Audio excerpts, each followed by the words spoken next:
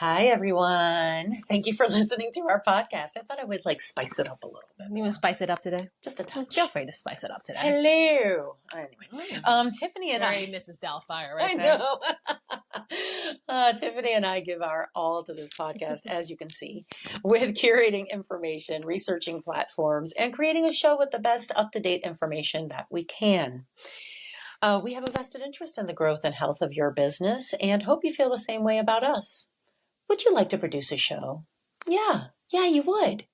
All you have to do is email us at thebusinessbehindsmallbusiness@gmail.com to express your interest, and we will share with you all of the marketing opportunities you will get in exchange. Please support us so that we can continue supporting you. And with that, please welcome to our show, The Business Behind Small Business. Whether you're staying or selling, we're here to remind you that just because you own a business does not mean you are a business owner. Hate to break it to you. We are your hosts, Savannah Stone and Tiffany Ko, sharing the more finite details of entrepreneurship, revealing the dots between startup and success. No one gets to 1 million without getting their knees dirty. There's a lot of business behind small business, so let's get to it. I think that's going to be my thing now. Let's get to it. Like Dora the Explorer. Let's go. You got to be watching this to know what I'm doing. I'm just kind of That's enticement for you to watch our video. Okay, so this is an episode from our first season in 2021 that we thought we needed to revisit. Update. Yeah, we need to update it. So when we first aired this episode, the world really was a different place. It's incredible how much things changed between 2019 and 22, and then 22 to 24. Feelings about employment, feelings about the culture within a company, and the way people view work and in general has all changed, even from just 2 years ago. So since at that time we shared tips and advice and discussed pain points, much of what we discussed had to do with the environment at that time. So we thought it would be good for us to revisit this episode and update our tips, advice, and experience to hopefully help you hire right the first time, every time. And match it to 2024. Yes. But before we begin, please note our disclaimer. This is available in both our show notes and on our website and should be referred to before and or after this podcast. All right, let's talk about hiring. Well, I think about 2020, was it 2021 when we did the episode? Yes. I think about it and it was just such a different environment. Were we still on lockdown or was it? Yes, we were. Yeah, we were on lockdown. Everybody was working remotely. Everybody was freaking out. Employers were freaking out about their employees working remotely. Employees were I know parents were up to their eyeballs with their kids remote learning from at home, and they're trying to keep up with their jobs and then there was unbelievable amount of Zoom calls. Oh my gosh. Oh. When I was looking at the script, I saw so much about masks in there that I was like, I feel like it was all a blur, but I think the world didn't completely open up until 22.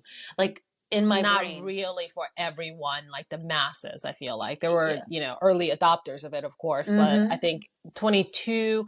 Maybe, I think some people would even say it wasn't until the beginning of 23 till everything was back to normal per se. Because then we had that wave of COVID, at the end of 22. Anyway, so it's kind of interesting to see it all kind of time capsuled in one episode because that was so live at that time. And then now here we are in 2024 where things are normal-ish. Yeah. But it certainly just has changed.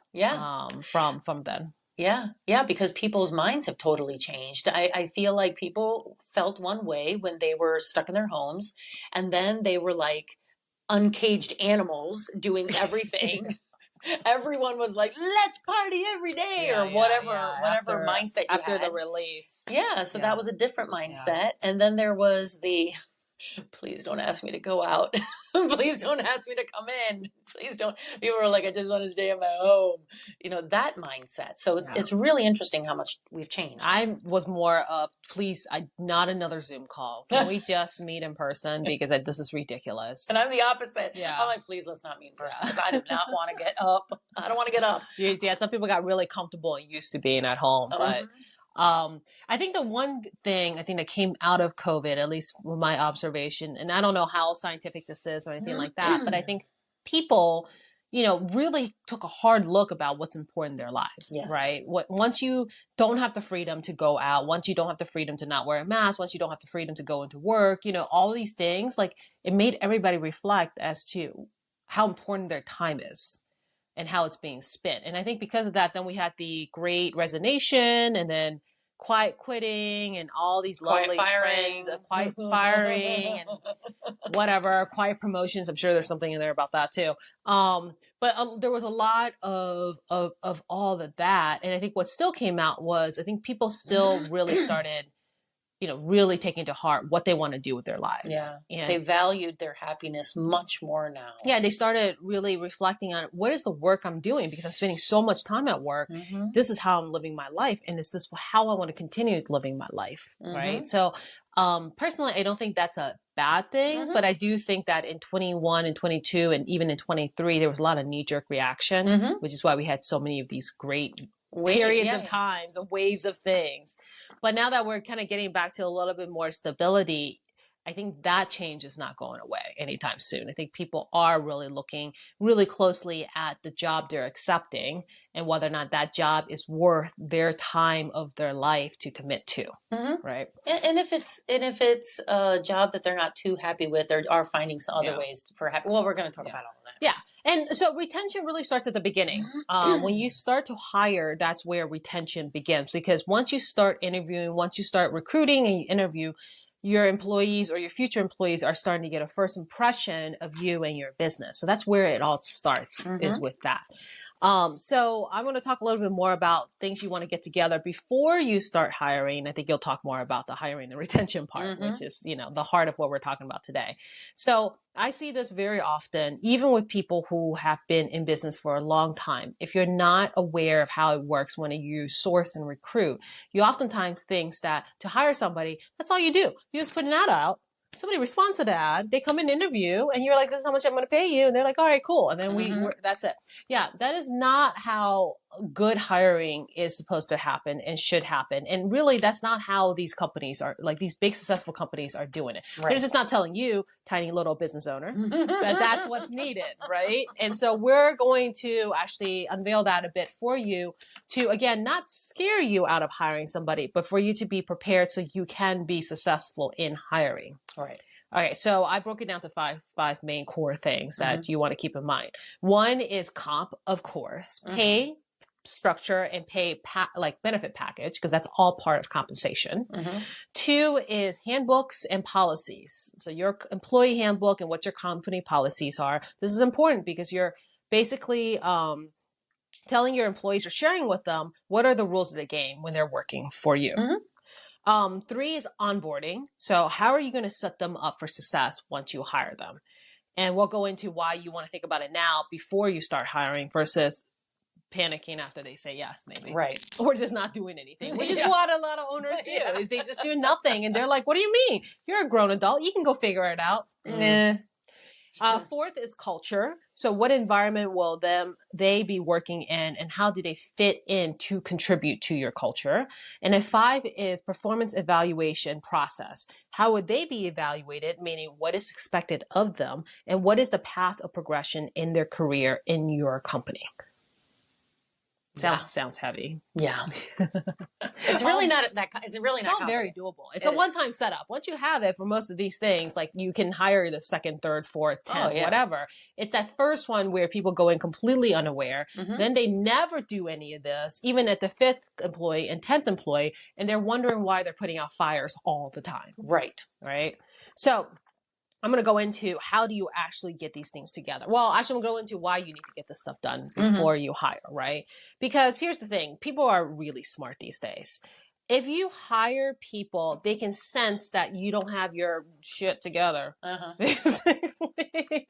I mean, it's the truth. And if you hire people and, like I said, you don't have these things already together, eventually retention, which is what the key of today's talk is going to be a problem. Right. You're just not going to be able to retain people in the long run. And you got to remember that your job offer, your job position, this job these employees are taking on, it affects their livelihood. So you want to be able to, well, to be quite honest, you want people not just to say yes to anything you offer them, because that's a red flag right there, but you want people to be really thoughtful when they're in these interview process. You want them to choose to accept your job offer, because then they'll stick with you longer throughout. It's weird to say it this way, but it's kind of like dating. Uh-oh. It is, but it is kind of like dating. Like, you guys are both kind of sussing each other out. Yes, you want to you make really sure are. You're kind of like eyeing each other out at the interview going, are you really my match? Do I want to stick with you for a long time? Yeah, because when you look at it, like, successful dating, successful marriages have a lot to do with the kind of with a healthy partnership. In a lot of ways, you're an employee-employer is also based on trust and partnership. Yeah. How good you guys can work together. Yeah. Exactly. And while you're interviewing them, like you said, they're interviewing you. And you want people like that. Because again, if somebody just says yes to everything, there's a level of despotism there that you should feel like it's a little, not a great idea, right? So what happens is they'll start asking you really intelligent questions about your culture, about the job, about the expectations. And if you don't have any of that ready, you may miss out on a really good hire. Yeah. This is why you want it to be ready before you start recruiting, so you actually have answers to those questions. Okay, so now we're going to go over how do you get those 5 things together. So this is the part you want to pay attention to, because this is how you're going to solve that problem, right? Yep. So compensation and pay. You don't have to guess, guys. And don't go out there and just ask the next 5 people what do they think pay should be, right? There's actual statistics and pollings and surveys that are done. There are data that are aggregated for you to see what is the pay for the position in the industry in your location. There is no guessing that needs to be done. Right. So tools like ZipRecruiter, Indeed, Glassdoor, Salary.com, all these, you may have to pay a little bit something, but that's okay. Yeah. Let me just think about the information you get. Right. It's kind of worth it. Yeah, all these will tell you kind of what is the normal pay out there for what experience, for what this position is. And if you can't find exactly what you need, hire a recruiting company or HR specialist. They have access to special tools that can tell you exactly what other people are being paid. Yeah. So you can then decide, what do you want your pay to be now that you know what everybody else is doing? And that's really powerful. And to be clear, compensation doesn't mean just like salary pay. It also means benefits. It also means just what other perks you may whatever have. perks you have, right? So just you want to think about all of that. The second thing is handbook or policies. Okay, first of all, yes, there are templates online. Now, handbooks and policies aren't just about letting the employees know the rules of the game. It's actually more than that. It's about compliance with labor laws, and also about protecting you as the employer. So there's a lot more into a handbook than just pulling a template off online and be like, oh, I'm going to fill in the blanks and this is what I'm going to get my employees to sign. Right. So if you're going to modify it, at least have an expert look over it. Some kind of HR specialist, somebody to look over to make sure you have everything as you need in there. If it's not a friend, then hire somebody. It's totally worth it. And if you're planning on running payroll, because you're going to need a company to run payroll, please do not DIY it yourself. No. Okay. And I'm not 100%, and tax accounts can cancel me. I'm not 100% subscribing to the fact that tax accounts can run it for you either. No. Right. So I prefer like a platform like ADP, Paychex, Gusto, any one of those, local, QuickBooks regional, does it too. QuickBooks, Paylocity, whatever, right? Have a payroll company do the payroll for you. And most of the times they'll have somebody that is an HR specialist that will specifically just put together your handbook for you as part of the, payroll package. And that is just as good too. And oftentimes they will also automatically pay your taxes as well. Yeah, well, that's why you set want it a up payroll. that way. That's why you want a payroll company. Yeah. That's why you want a full service payroll company. Yeah, they can set it up for you. A mess with taxes. It's certainly not payroll tax. No, they may take a while to come back to you about your income tax, but payroll tax is fast and it is relentless. You will get lots of mail and collection calls once you miss that, and penalties and fees. So do not mess with payroll taxes. Yep. All right. The third thing is onboarding process. So how do you get together your onboarding process? Now, Now, this is probably more on you as the owner than anything else, especially if you're a small business, because only you know kind of what does the employee need to know in order to be successful in the position that you've created for them and what you want them to do. And then after you decide on that, then you need to decide on the best method of delivery. Is that video? Is that PowerPoint? Is that classroom? Is it one-on-one? Is it a combination of all a of those combination of all of those things? Yeah, you got to decide what's the best, most effective method of communication with that. Now, there's no surefire way. There's no template in anybody's onboarding process. Every company is literally different in how you onboard. And you need a different onboarding process depending on probably the level that you're hiring for too. Yeah. Or department, if you have different departments. Exactly. Or, you know, whatever. Yeah. So this is where I feel like if you get an HR consultant, they're incredibly valuable for you here because they can really help shape you, the onboarding process. And this is really a, you know, once you get a position and you get largely done, you tweak it a little bit for everybody that comes in, but then you're done, right? That's the same onboarding process you want to repeat with every one of your employees because you want them to all have the same messaging. Right. So that I would say that if you're not sure how you want to do it, then I would hire somebody to help you kind of figure that one out. Culture. This one is tricky. Oh, this one is so hard. So the question is, what is the culture you want to build in your business? Now, what's the environment you want your employees to work in and you want them to actually represent? This is incredibly tricky because here's the gist of it. If you're not clear and you're not intentional about it, it gets created without you. With or without you. It's just going to happen. And that's where we run into a lot of businesses, I feel like, where they have a toxic culture. It's usually because, I mean, not that the tone from the top doesn't matter. They're probably the ones creating it as well. But oftentimes it's because somebody isn't intentionally trying to create this culture and the employees have just gone amok and try to create it themselves, which is probably not something that you were looking forward to and not something that you wanted. So culture is definitely a little tricky to get right.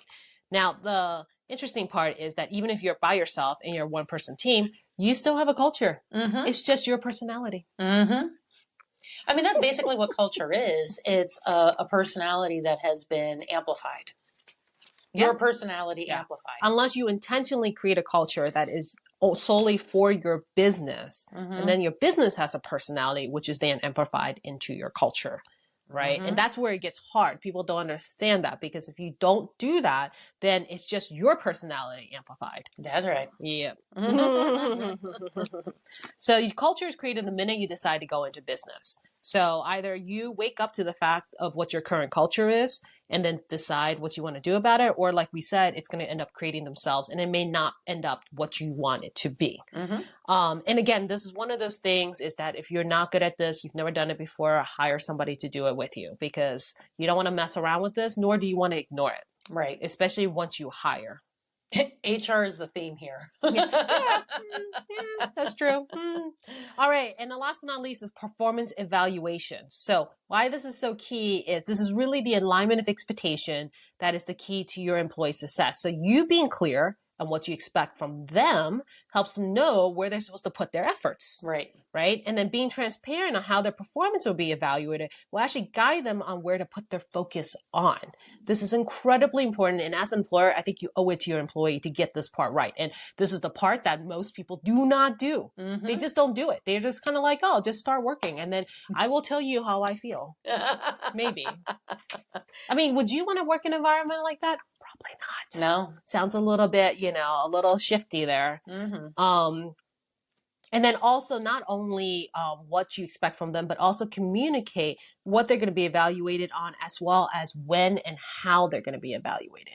So again, not whenever I feel like it, but maybe every quarter or every year you have an actual formal sit down. I am a big believer of constant feedback, right? So nobody should be shocked and surprised when you're not happy with their performance or they're not doing what they should be doing. Because you decide to save up all your feedback until the end of the year. That is not how it's supposed to work. But it is good to have actual formal sit downs and check-ins along the way so you can formally present the evaluation. You could talk about performance so it becomes a conversation. Now, again, this is this is kind of hard. It is a soft skill that you have to train at. I know my HR consultant kicked my butt to make sure that I understood how this works. But, if you're not willing to train in it, or you're just not that type of person, then again, this is where an HR consultant is great. They can come in and they can facilitate these performance evaluations for you, as well as set up the structure for you. And this is something you really want to tell the employees you want to hire. And it also makes them feel like you know what's going on. Makes them feel a little safer to say yes to your job offer. Yep. So let's round out the 5 things that we just discussed, and then we're going to kick it over to Sevana to actually talk about the hiring and the retention of your employees. So it's compensation, which includes compensation and pay. It's your handbook and company policies. It's onboarding process. 4th thing is culture. And last but not least is performance evaluation process. Right. All right, over to you. All right. So I'm going to talk a little more about the details of hiring, and then some ideas on how to retain your employees and how to make them feel, how they can feel your culture. Especially, it's really hard when you have a bigger business, or if you have a business where people are working in different places. Or if they travel a lot, or if you're remote. It's really difficult to create a culture in that manner when people aren't all in the same place. So I know we're talking a lot about culture, but culture really is at the core of retainment. Yeah. Your people need to feel good about where they work, whether or not they are working right next to you. So when you do the hiring, and I'm gonna share what it is that I do when I hire. So one of the things that we do when we hire is we have a 3-month startup. You start off as a junior, if you will. You shadow someone else, or someone else shadows you, with the trust that you know what you're doing. You know what you're doing, but also within those first, you know this when you are being interviewed. You know that there's going to be a 3-month ramp up. You know that there's going to be a lot of training in the beginning. These are all things that we talk about during the interview process, because as she mentioned, not only are you interviewing them, they are also interviewing you. They want to know that, is this something that I want to do? Is this going to be worth my time? So during the interview process, we do ask them, is this something that you think you'll be okay with? Look, we do background checks. We do proficiency tests. We do all of these things. These are all questions we ask in the pre-screen. Are these things that you are willing to do? And if they say no, then all right, that's fine. On to the next one.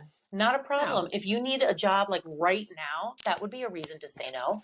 Or if for whatever reason. There's a whole bunch of things. That's why we get it out in the first pre-screen phone call. And if you say, no, I don't have a problem with that, then we move on to the next interview, which is a face-to-face, or more so, we do Google Meet. So that's what my face-to-face is really. And then we start to ask a little bit more about, their skills and their expertise, like a regular, I have questions that are for the pre-screen. I have preset questions for the interview, also have preset questions for the different positions. So, excuse me. So you want to make sure that you have preset questions and aren't just asking questions off the cuff. You will forget things. And the reason why I say that is I know a lot of people do not have preset questions. Well, you also want preset questions because you want to be consistent in the questions you ask each of the candidates. Otherwise, you can't do an apples to apples match. Exactly. You're asking different questions to different people. And and when I say you, I don't mean you. I mean could be somebody else. I mean your hiring team. Yeah. To be honest, I don't know that you yourself should be the one doing the hiring. Perhaps you as the owner should be involved in the last interview, certainly not in the pre-screen or in the first interview. It does take a lot of time too. So it's really no need for you to do it on your own, especially if you've hired a company to do it for you. But it's a matter of preference. Right. Yeah. But I also kind of feel like you do set a tone when with the interview process.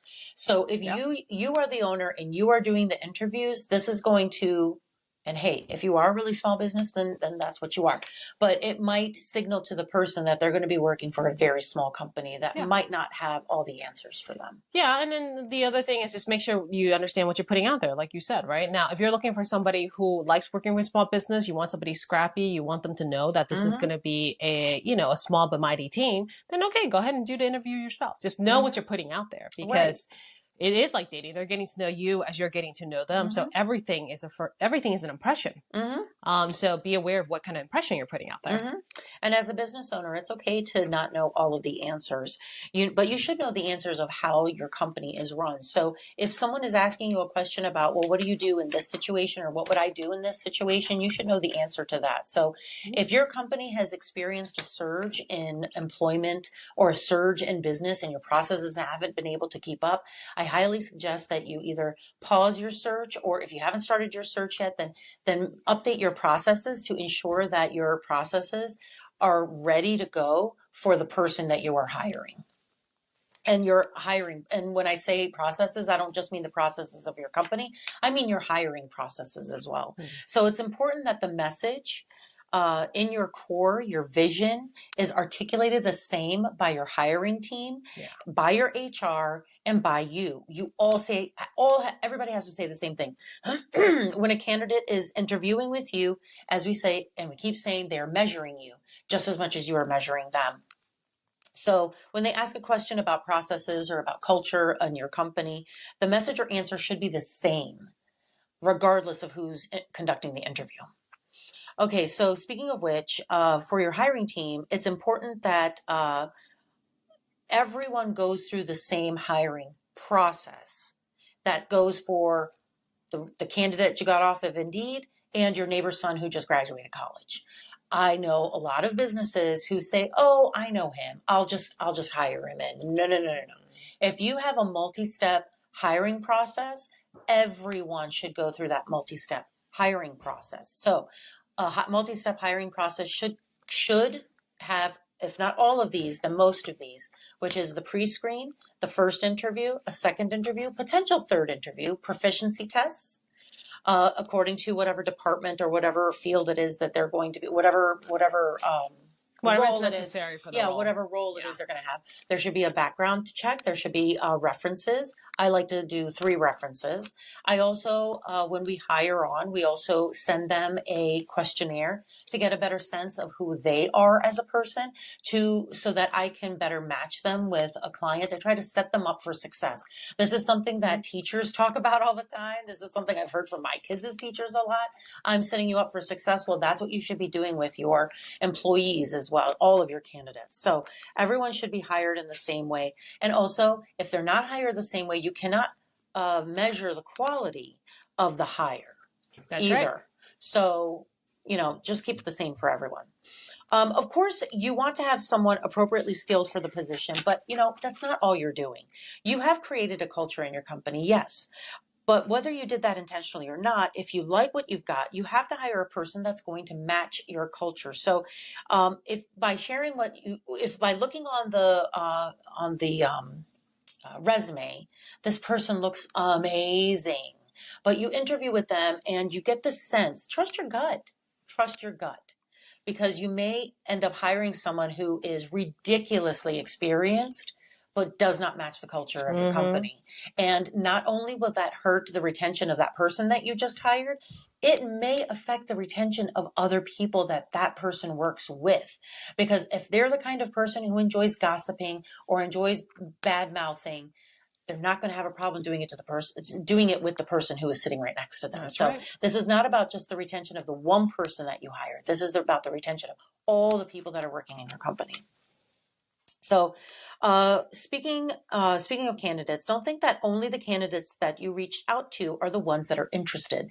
Know that some people are passive. They might have passive personalities. And some people believe that the hiring person should reach out to them. So there are no hard and fast rules in that. Take a look at all of the applications and reach out to the ones that really speak to you. I don't mean like physically or literally. I mean the ones that you feel really good about.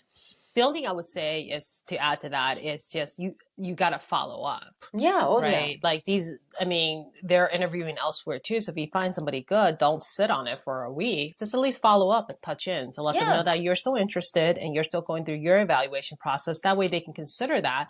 Because maybe if they really hit it off with you and they really want a job with you, but they're getting offers from somewhere else because they've gone through interview processes before you may lose out on them because they felt like you ghosted them because you never reached back out to them and never followed up. Or maybe they're holding out on you and they just lost the opportunity to get a better job from someone else when you called them finally and said, sorry, we pass on you. Yeah. That's not nice. Just be respectful. It goes both ways. Lastly, you want to build a team that's going to last. So don't discount who you already have. If you have an employee that could shift to a new position, if they have certain skills, consider hiring internally as well. Or maybe you can split responsibilities between persons to act on their strengths. Flexibility in the workplace is more important now than it has ever been. People are so stressed out now that with nearly every living cost having almost doubled. So do what you can to make them feel like they can have one solid foot in the world you've created and one solid foot in the world that they want to live in. So before we move on to the raw truth, we want you to be a part of our conversation and let us know what you want to hear. Send us questions or comments to our email, thebusinessbehindsmallbusiness@gmail.com, to ask questions related to our show, or just let us know how much you love us. We want to hear that too. We want to give you what you want to learn about. So, raw truth. As I said, during my interviewing process, I know that, since we last aired this episode in 2021, I personally changed everything about my hiring process. How? Because the environment changed? Totally. But before I get into it, I don't want to speak over you. So why don't you? No, the only raw truth I would say is that, when I was hiring, I had all the things ready, right? Like, especially like what we said, right? I had all the things ready. And after a while, it just became easier because you're just hiring more and like you just get in a role. You understand how this stuff works. But so I will tell you probably what other people will tell you too, that has done a lot of hiring, even probably more so than me, will say that you're still going to get a bad dud. Okay. Every once in a while. Yeah, you still will. Somebody that'll make it through like flying colors through the interview process. And then when they, when the rubber meets the road and they actually have to perform because you've hired them, they crap out. Yeah. Yeah, you still will. So it's like, and that's not a reflection on you. The idea of having all this ready is really to make sure you have the best opportunity to find a good hire.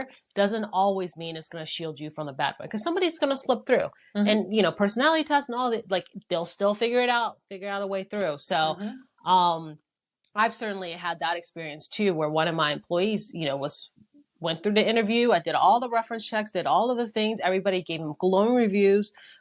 Did wonderful for about a year or so, and then crapped out. Right? And then you're just like, well, can't see that coming. So just know that's just something that can happen. I feel like you should forgive yourself because oftentimes you're going to think that, oh man, what could I have done differently? Oh, what did I do? But don't blame yourself. And just know people will turn over too, right? I mean, even some of my happiest employees that were really happy with their job had a life change. They had to move out of state or they had to move out of country and things change. And unfortunately, you're sad to see them go. They're sad to go, but don't take that as you didn't do a good enough job. It just is. People's lives change. Right. Yeah.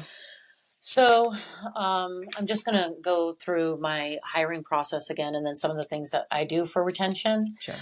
So one of the things, or rather, we do the pre-screen, get it out of the way of what it is you're going to be going through in order to work for us.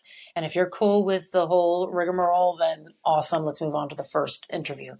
During the first interview, we ask a lot more technical questions based on the job itself. Second interview is usually done with me on it. We don't generally get to a third interview unless we really can't decide between two candidates. Usually I talk to them about what the job itself is going to, what it pertains to, what you're going to be doing. And hey, are you okay with this? Are you okay with this? Is a lot of what I say. Are you cool with that? Are you okay with the taking on that kind of, because I want to make sure that you're going to be comfortable and you're going to be happy. Because before I started hiring people, I obviously was the only person working for my company, and I wanted to make sure that I created a company that fit my life. And then when I was in a place where I could start hiring people, I kept that very close to my heart, that I want to make sure I create an environment that fits a person's want, just as much as it fit mine, just as much as my company fit what I wanted. So we do have a video that we send out when you get hired that gives you that outlines the onboarding process. You know from the very first day exactly all of the things that it's going to take before you start working with a client. Then we send that out to you. We go over the company manual or the company handbook. We go over the training manual together. I ask you if you have any questions about any of it. I don't go through it line by line, but do you have any questions about it? And then our operations manager reviews with you for a week, basically holding your hand.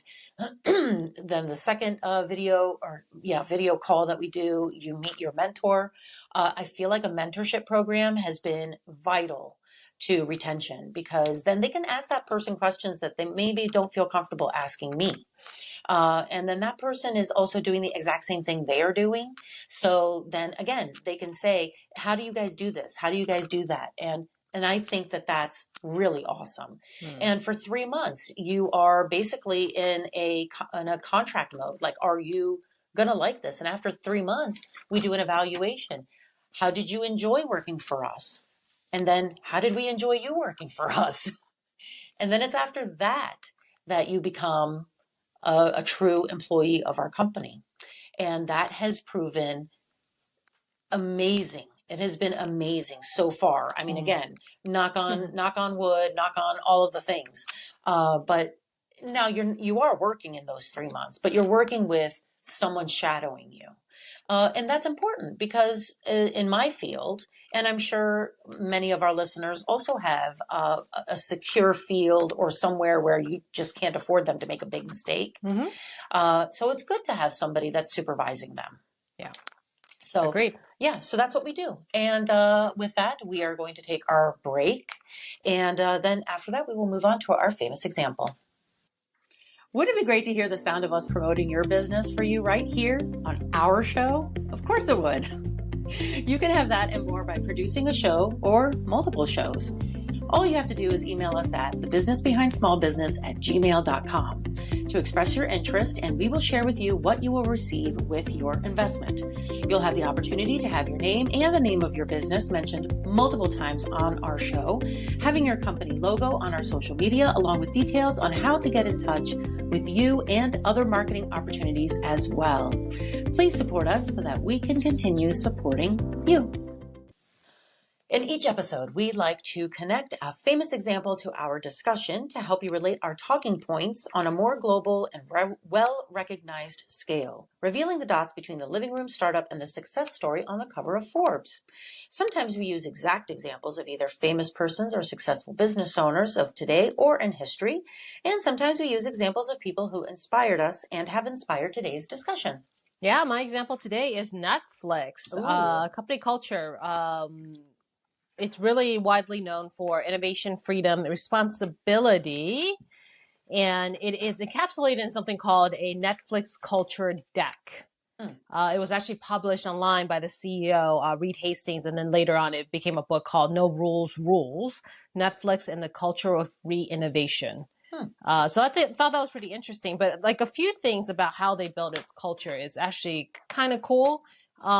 There's quite a bit to it, so I'm just going to pick a couple just because, I don't want to go read the book, but I don't want to keep everybody online on here way too long. Do you have a link that you can share in the show notes if people want to go through it? Maybe not. Yes, for the book. Haha. But no, we can probably list the main points, right? So I'm just going to go over 1 or 2 of the 7 that they have, essentially. So they have something called a keeper test. It's a little more controversial, but what happens is managers regularly ask themselves if they would fight to keep an employee.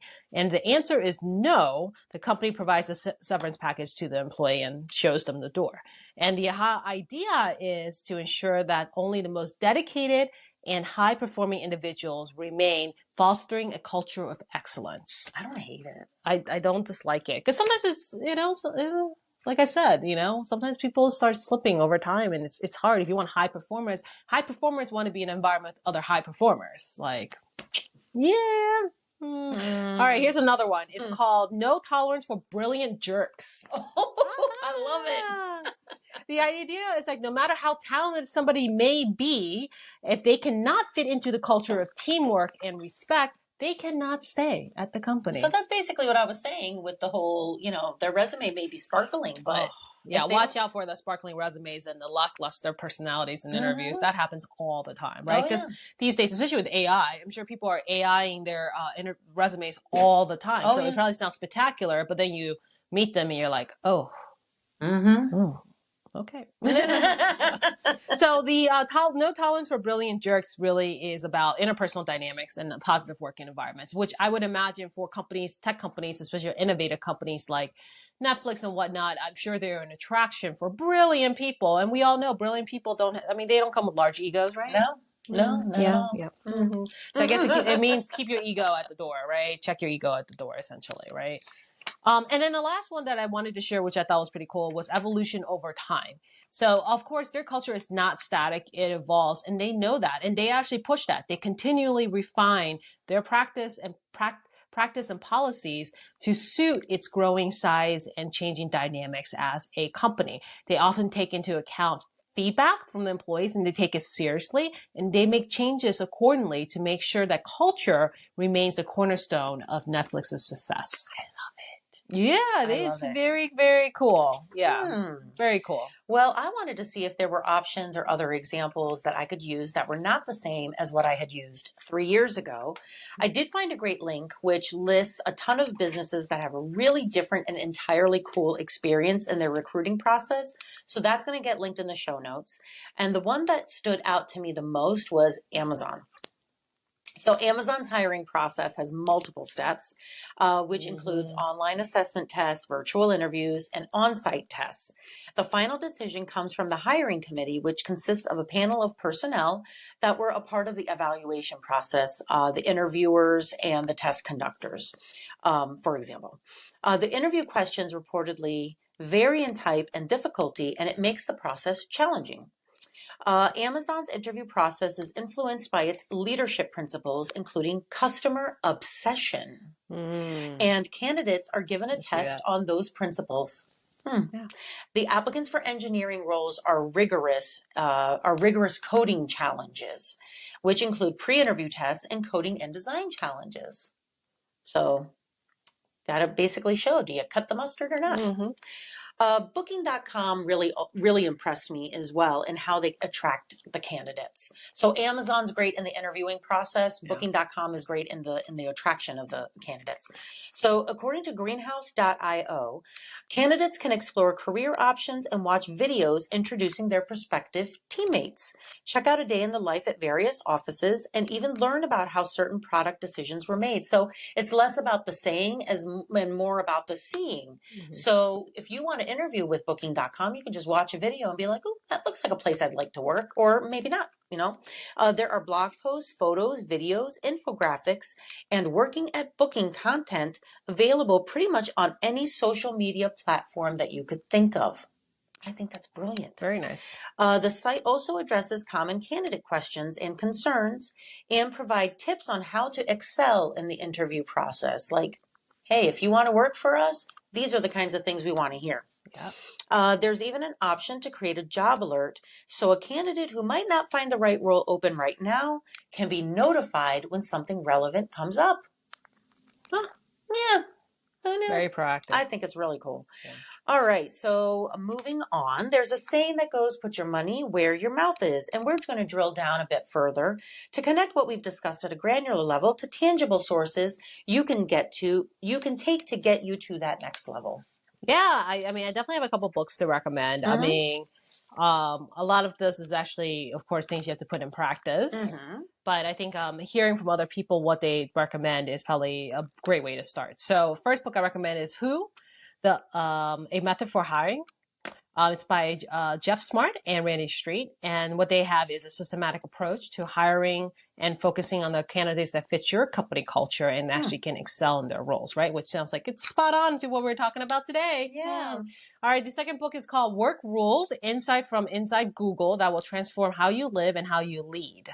And well, we all know like Google is obviously a mammoth of a company, right? It does provide very valuable insights into hiring and management practices that can be adapted for much smaller businesses too, which is only why we're recommending that. Because I mean, I don't know about you. I don't want or need to be at Google in my life ever. But I will take some nuggets from them if I can.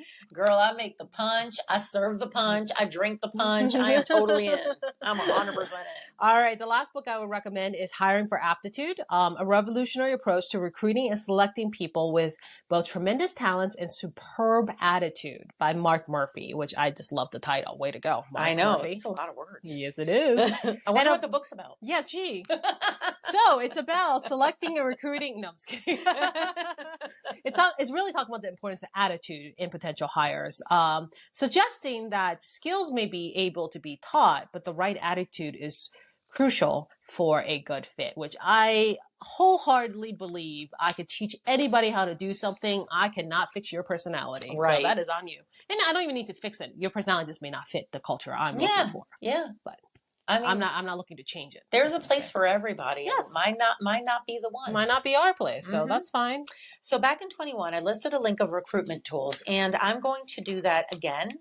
We're going to add that again to our show notes. However, since then, some great platforms have launched or I have become more aware of to find wonderful talent out there in whatever industry it is that you're hiring for.